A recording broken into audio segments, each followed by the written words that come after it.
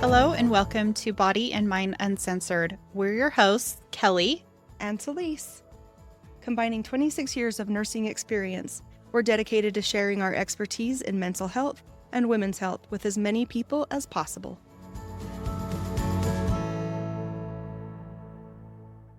The topics discussed in this podcast are based on our educated opinions and real-life experience and should not replace advice from your healthcare team. Welcome back. Hi, Kelli. Hi, Taleese. How are you doing? I'm great. How are you? Good. Good. Well, we have a very interesting and potentially exciting, something that all women will deal with at least some point in their life, topic for you today. Yes. Let's go through some of those slang terms to see if everybody can guess what we're talking about. Yeah, we're going to talk about Shark Week, Mother Nature, riding the cotton pony, the time of the month, red badge of courage. What about that big one when we were younger, on the rag? On the rag. There are so many. There's the Red Sea, the monthly curse, or being on the blob. What did you find? Checking into the Red Roof Inn. I like that one. Checking into the Red Roof Inn. Girl flu. Lady time. We've got the Crimson Tsunami. Oh. If you haven't guessed by now, we will be talking about menstruation. What are the other medical terms for it? Menses. Periods. Let's talk about periods and hygiene and how that was for you and I. Because things have changed. Things are changing through time as far as the onset of menstruation for girls. Yeah. How old were you, Kelli? I was 11. And I think that's a pretty normal age right now. Is it? Because that's what I'm saying, yes. I didn't know anybody my age when it started, and I was really scared. How about your friends? Did you have friends that had started, or? No. My chest started to develop earlier than most of my friends, and I definitely started my outflow very early. Whatever term you want to choose. I still don't remember the first time, like my very first time. I don't remember that, but I do remember my daughter's first time and how bad I felt for her. Yeah. Do you remember your daughter's first time? I don't remember her first time. I do remember my first time. So we're kind of I don't remember opposite. Her first time. But I had talked to her because it was such a traumatic experience for me that I talked to her well in advance and told her all the things and made sure that there were supplies and that she kind of knew what to do with it. And I was also a nurse by that time too. So there you go. That's always we talked about helpful. A lot of things when I was in nursing school, or as even they came after. Up. Yeah. STDs. That's a good thing. Yeah. Those were big topics of conversation in my house. Just my kids probably hated me. They're like, oh, great. What's mom studying this week? Yeah. Help. So mine happened New Year's Eve. Oh, I remember. Wow.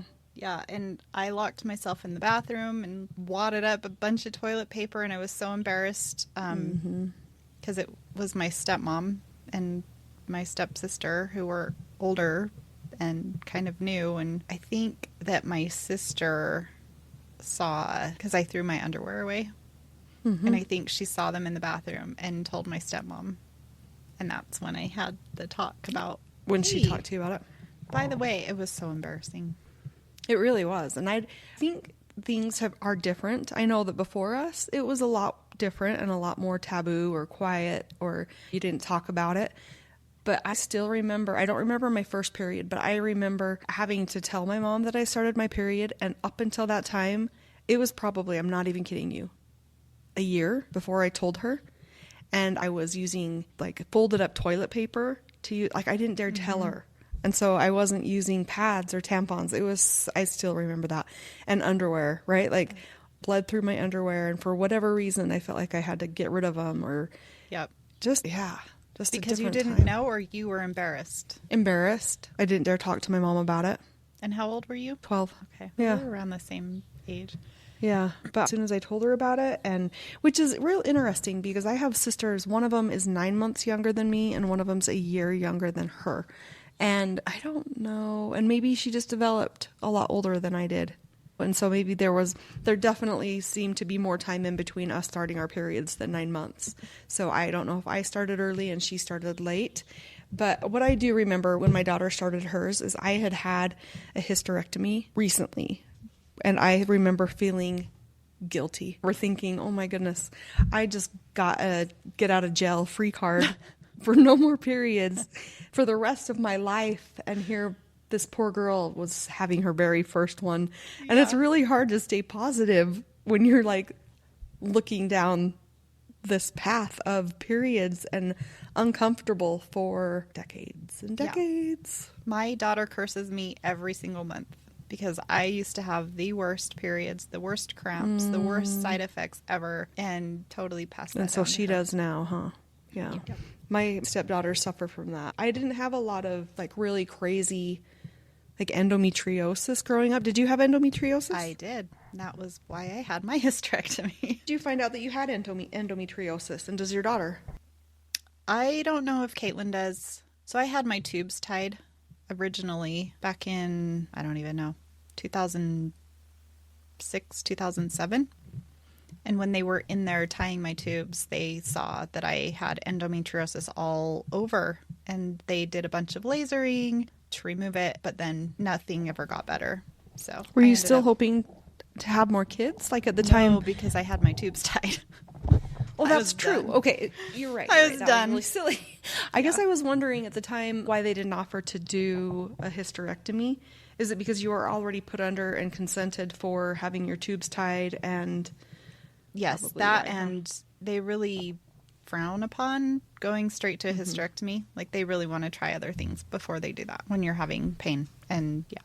So they lasered everything when I was in there. And then I had my hysterectomy like 2011, 2010 because things were just getting so much worse. Wow. I have a lot of questions about that. I wanted to talk about that, but let's back up to menstruation over the years. It used to be called, it was either the curse. It is a curse. The curse of womanhood. Oh, that was another thing. My stepsister was like, "You're a woman now." And that was so awkward. Well, this is a good thing to talk about then. Was there anything planned? Like, I know a lot of people, like families, if they've got daughters and girls, they plan this great big thing and they take them out and they do, like they go to a movie and they go to dinner and they celebrate their coming of age. Did your family have anything like that? Not with me when I was little, and I did not do that with my girls. I didn't know that was a thing. I don't think with when I started my period. No, or when your daughter did. My daughter did. Did you I don't think so, but she had a friend. I remember she had a friend, and that was something they did in their family, was a big girl celebration, and they all went out, and which I think is kind of cool because it kind of opens up the door to open communication and knowing that, oh, here's all the women in my life that I respect and that I look up to, and they've been doing this. It'll be okay. We'll get through this. Yeah. So I kind of like it. That is kind of cool. Definitely better than, congratulations, you're a woman now. Or hiding and throwing away your underwear. Yes. Yeah. I could talk for hours about the embarrassment of Well, here we are. Through. Do you have another? This is it. This is your hours. Did you ever have those days in school? And I had really heavy flows. Mm-hmm. And so I had to use Super Plus tampons. And did you ever use two? No. I've never used two, but I've heard of people using two. But I probably could have because I leaked through those things like crazy. Fast. And it got to the point where I had to wear a pad and a tampon. We used to call pads marshmallows, tampons torpedoes. And I used to ask my friends, can you see my marshmallow? Can you see my marshmallow? That sounds so much better with you saying it than I was imagining. You don't want to walk down the street and have people see your marshmallow. That's so embarrassing. No, it's almost like a fupa. Mm-hmm. That's what it reminds me of. I don't ask anybody if they can see my fupa. But the worst thing was when you didn't know it was coming and you bled through and you were wearing light colored pants and you're at school. Oh yeah.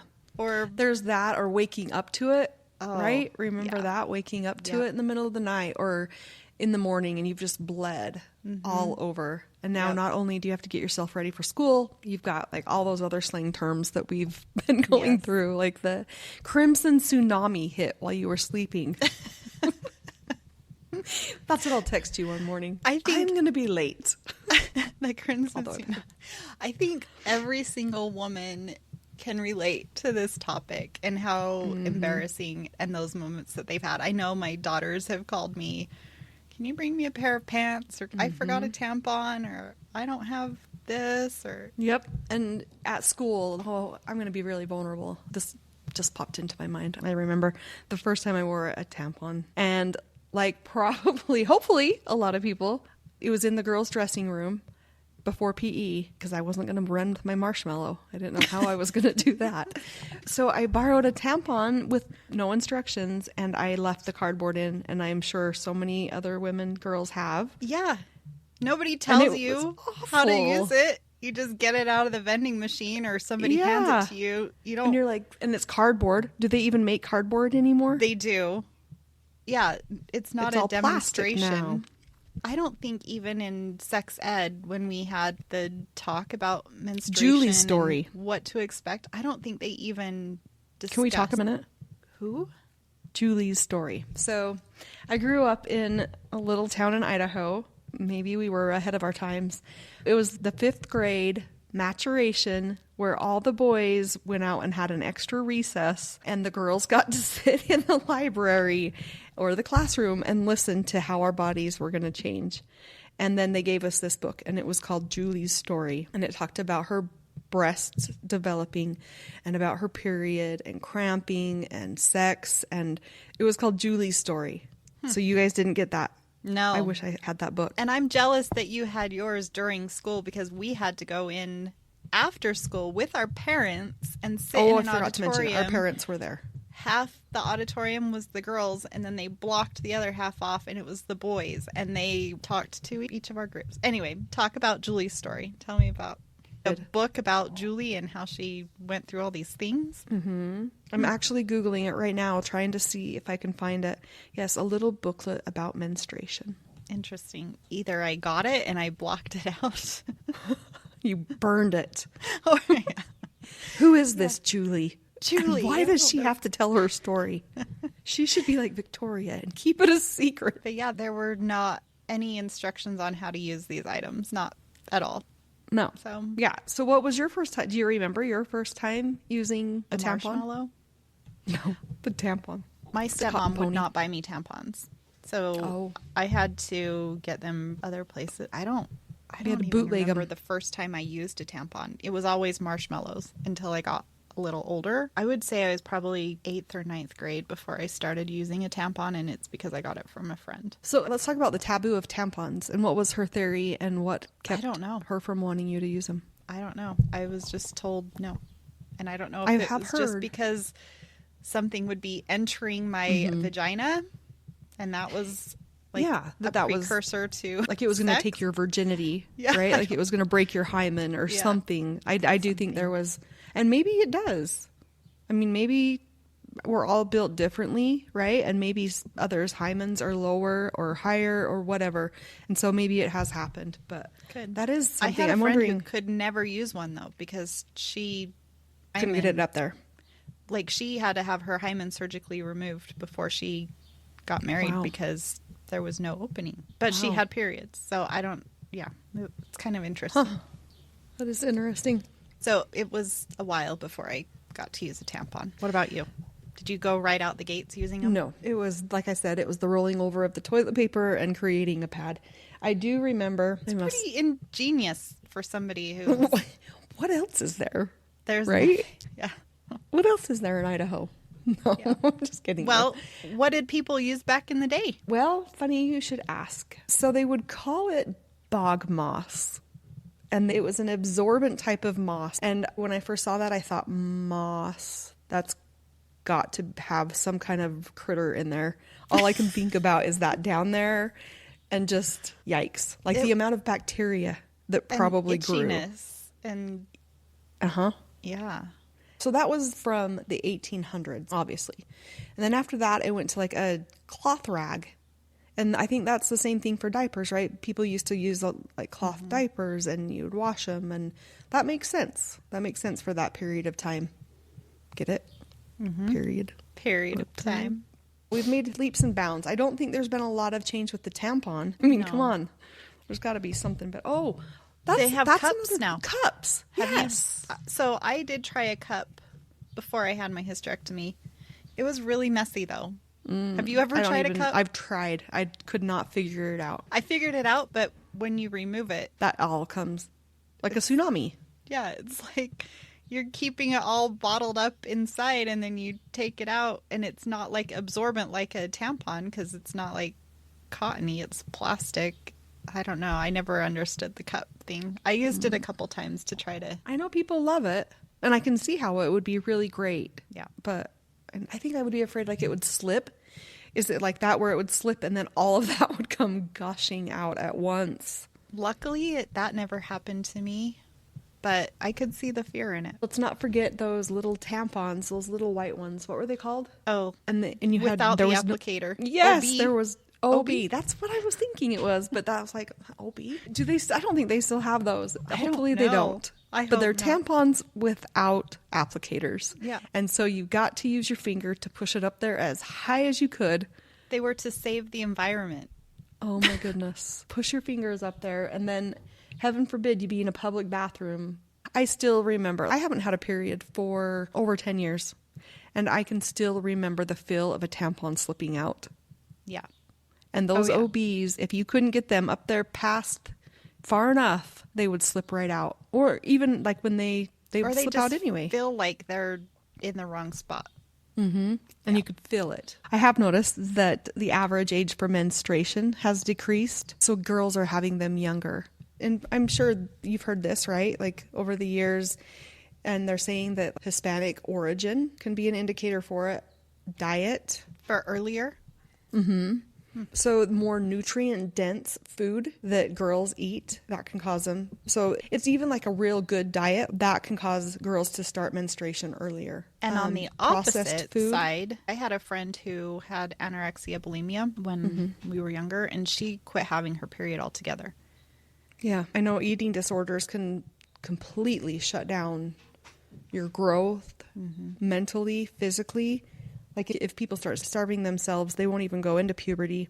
Yeah. Until their body, that's like a secondary. Yeah, it got to the point where they didn't think she'd even have babies. Luckily, she did. So this is just like a menstrual cycle can change over the years and how it changes. So when you first start out, it's pretty heavy, irregular, painful, right? Like in your teenage years, when it's most inconvenient at school, most embarrassing, you're most vulnerable. And then in your 20s, it becomes more consistent. And you probably figure out your body by then. I would think by then you know your cycle, you know if you're going to use pads or tampons or both. So they say in your 30s, benign conditions like fibroids and polyps can appear. So that's what I think about is like ovarian cysts. Yeah, during your 30s. I'm sure it can happen anytime, but I think of that, like the benign conditions with fibroids and polyps. And then your 40s, the amount of estrogen produced by the ovaries may start to fluctuate. And then by 50s, most women will experience menopause. So there's just a little breakdown of what to expect through the decades. Interesting. When does perimenopause start? Is that like 40s? Less regular in your 40s. Ovarian function gradually declines. Menstruation stops permanently after 1 to 3 years of long and highly irregular periods. Cycles. That's another word we didn't talk about. Oh, yes. Cycles. Cycle. Yep. Monthly cycle. Monthly cycle. On average, women in the U.S. go through menopause at age 52. Here's some factors. I was hoping that since I started early, that I might start. That you'd be done. You have to have 10,000 periods in your lifetime, whether you started at 10 or... I don't know. Did you ever get, like, can you tell when your monthly cycle is about to happen? Like, do you have body changes? Even now that I don't have... pain? Yeah. Like, do you still have your ovary? I have one ovary. Okay. So we were talking about cysts and bursting. I had a cyst on one of my ovaries that I think was there from when my youngest, who's 21, I was having an ultrasound for her one day, and I specifically remember them talking about this cyst that was on my ovary and that it would probably just pop on its own. I didn't think anything about it until 2014. And I went down this long trail of removing organs, like appendix and gallbladder, and like one thing led to another is what I mean by that. I don't need this organ anymore. This one can go. And then there were my tonsils and my appendix. And no, but once they started down that path, they found this growth on my ovary. And so I always think of it as probably that cyst. So it was there for like 14 years, but it was huge and it encompassed my ovary and it had hair in it. Oh, yeah. Those were fun when I was a surgical tech to remove. I always loved digging through them and finding all the hair in the teeth. Yeah, I didn't have any teeth. Yes. Molar pregnancies, is that what they're called? Mm-hmm. Yeah. So that was interesting.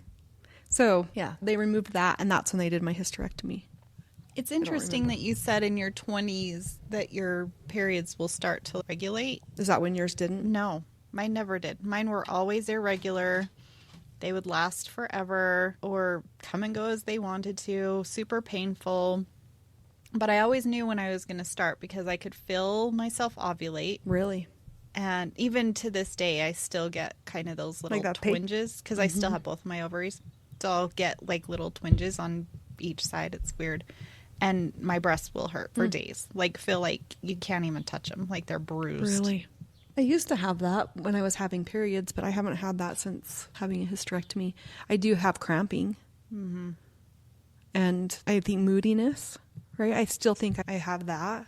You have mood swings. I don't think I ever did get PMS. That's really lucky.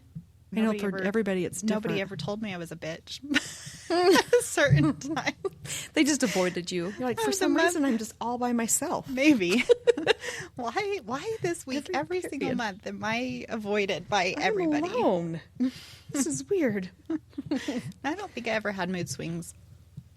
But let's talk about that and why we have mood swings.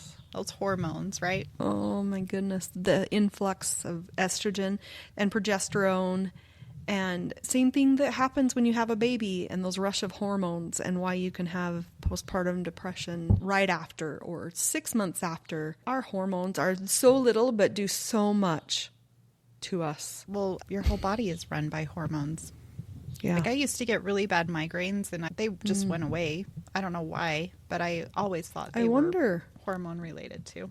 So yeah, maybe you're going through menopause. Like when did they go away? I've had migraines my whole life too, but now that you mention it, it could really have been to do with like they've subsided since my hysterectomy. I get them every once in a while, but I was having them daily for a long time and they would last forever. Like they would last for days. I had one once that lasted for 2 weeks when I was working at the hospital, Kelly. And I had to sit in the dark. And one of the doctors came in and he's like, "Why are you always sitting in the dark?" And ended up giving me a prescription for, I believe it was Topamax at the time. And that was the only thing that took that migraine away, and it was literally 2 weeks. But that's just not fair. Just the last several years I've noticed that they've kind of gone, so it's kind of nice, right? Well, migraines could be a complete session all on its own. Yeah. Because I from 3 years old struggled from migraines and vomiting. In fact, I way young. have these daith piercings, maybe you've seen those. Really helped. They really did. I've tried those. I've been on Nurtec. So yeah, migraines are definitely, I feel, hormone related for a lot of people, stress related. I just wanted to talk, you said feeling if you could feel your period coming on. And so that's kind of like what we were talking about, right? So these are some factors that may contribute to earlier menstruation: industrialization, better nutrition, lower socioeconomic status, higher body fat percentage. So what I want to pause on that one right there, because let's talk about PCOS and how much there's so much estrogen in our fat, right? And so being overweight can increase that estrogen, which can cause heavier periods, or for women to have cysts. Back to the list: decreased physical activity, more calorically dense food, and environmental exposure to endocrine chemicals, EDCs. We should find out what EDCs are. I wonder if that's like There's something chemicals in the environment, like in the water or your food, like hormones. Maybe it's like growth hormones for cows and chickens and so EDC is endocrine disrupting chemicals. That makes sense. Maybe I should look and see what foods, or maybe I shouldn't. Yeah, but where do you get them? Like, Yep. is it from your water, from your soil, from your food? That's what we're going to find out right now. I can figure out how to work Let's the phone. tell the audience where EDCs What come from. food? So these EDCs accumulate in fatty tissues, so foods that are high in fat, such as meat, fish, eggs, dairy. Those may contain the EDC, which is the endocrine disrupting chemical. They can also be found in canned food, bottled water. EDCs can interfere with synthesis, action, and metabolism of sex steroid hormones, which can cause developmental and fertility problems, infertility, and hormone-sensitive cancers. EDCs have also been associated with weight gain, stimulation of fat cells, and predisposition for metabolic disorders such as type 2 diabetes. There you have it. So basically, Avoid plastic everything that containers. you eat, Avoid canned food. This is really scary. It's saying some Become a ways to vegan. reduce. become a vegan.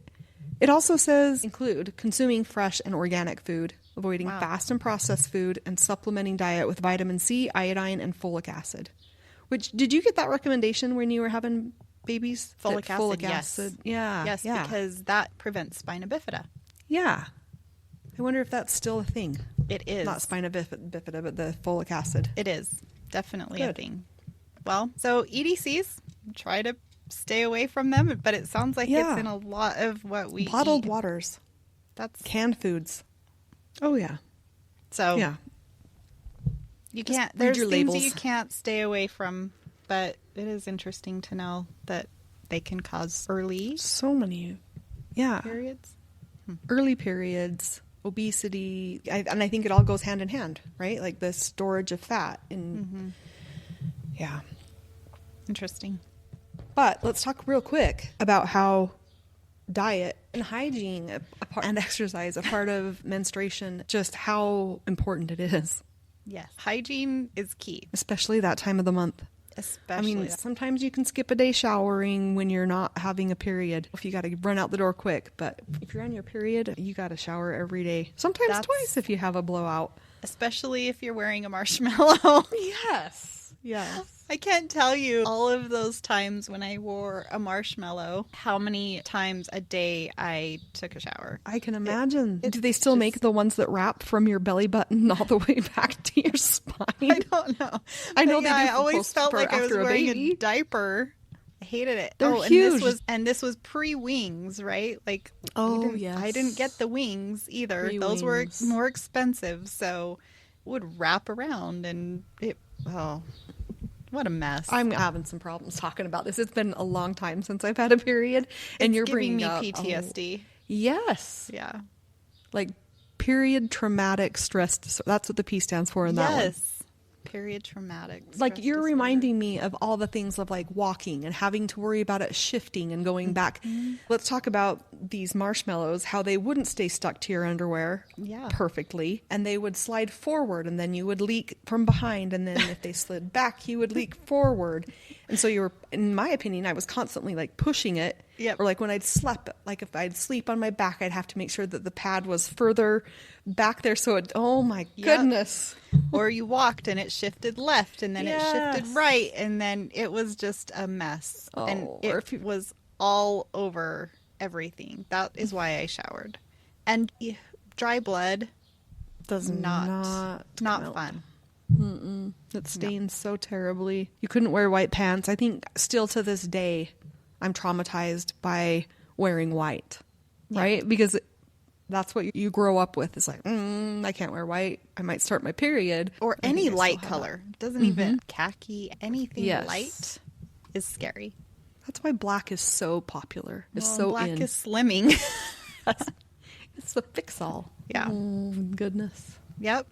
Traumatic. Telling you. Well, what should we wind up with? I mean, I feel like there's so much to discuss with periods. We haven't even scratched the surface on PMS and missing school and being curled up in a little ball, which luckily it sounds like neither one of us really. Oh, yes. Oh, yeah. Oh, I wasn't listening. I'm so sorry. I had heating pads. I would lay in a ball with my hands fisted, pushing on my ovaries and my whole abdomen because it hurt so bad. Yeah, it was bad. So when you say no PMS, you mean like Like, I didn't have the mood swings. just the But cramping? I had major, Not just. Major cramping. Well, I did see, this is a kind of a random comment, but it is nice to see that birth control is no longer just over the counter. I mean, that's something we could talk about too, is birth control with how it's changed over the years. And you mean you don't have to have a prescription for it anymore. You can just get it over the counter. Yeah, you never could do that before. So were you questioning if that was the commercial I saw or if that's true? Have you seen that? That birth control is over the counter now? Yeah. Yeah, but it never was before. You always had to have a prescription. Yes. Yeah. Yes. No, that's what I mean. Like, a lot of things haven't changed over time. Like, yeah, there have been some great changes made to the tampon with a plastic applicator or any applicator for that matter. But that is one of the biggest things is why, I mean, I get it. I get that it's hormone altering. But nobody's going to abuse birth control pills. No, listen, this is what I would have done if it were over the counter. I was never on birth control. Did you know that? Never did I take the pill. Never have I been on birth control. But that's what happens when you get married young and you marry somebody who needs to have kids because they're older. This is what I would have done. I would have not stopped taking it. I wouldn't have had the self-control to be like, okay, you don't have I get to take the period start. You don't have to. No, like, you think that's healthy? Well, when I was having all of my issues before I had my hysterectomy with the pain and everything, my doctor just said, just keep taking it. Don't stop for your week. Just keep taking it because then you won't have that cycle. Really? See, I don't know about birth control. I just thought you had to so that it would slough off. But I guess sometimes your body doesn't have a period and it still all sits up there just fine. Yeah, you ever? They instructed. And sometimes they said you could even go off for a couple days and then get back on. Did you ever do that? Mm-hmm. And so when you did have a period, was it just completely off the charts? So it always was, and it didn't really help because I was still having them, like even when I wasn't supposed to. So that was another reason why I ended up with the hysterectomy, because nothing was helping. Working how it, yeah, wasn't doing what it was supposed to do. Yeah. Something else that we haven't scratched the surface on is sex during your period. Ugh. And when you're ending your period and you have to like turn your body inside out with that last dry tampon that your whole insides come out with, right? Do you not remember that feeling? Yes. Like you're pulling it and you're like, oh my gosh. Yeah. TMI maybe, but I hate did that. not love sex during my period. To me, that was the most disgusting thing because it was already dirty. Yeah. Then you're doing that and you're getting blood all over the place. I think because it's harder to get pregnant, right? Because you're having your period and your body's sloughing that off, and that's when you're supposed to be less likely to get pregnant. So yeah, I can understand that, but still, as a woman, like that is, maybe some women like it. I've never liked it. I hate the fact that we're putting something up there to stop the bleeding and then other things in there. And to me, it's just like Grand Central Station to have sex during a period. Yeah. Like next train arrives in 10 minutes. Well, kudos to the women who like it. I personally did not, but everybody's entitled to each their own opinion and what they like and enjoy. I've heard that it feels more extra intense. lubrication. Yeah, I've heard that it feels better or more intense for women, but for me, I was just so self-conscious that I was making a mess. I think that was there's definitely more lubrication. Definitely. If you ever need that. Do you have any words of wisdom from our amazing Taleese? And some days life is just hard, and some days are just rough, and some days you just gotta cry before you move forward, and all of that is okay. Just keep going. I like that. That's simple. Like that. Awesome. Well, thank you for taking some time out of your day to talk with me again. We'd love to hear from you. Yes, please let us know what you think about our podcast. Yeah. Give us some feedback, good or bad. We'd love to hear it.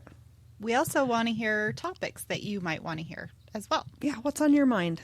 What's bothering you as a woman or as a human?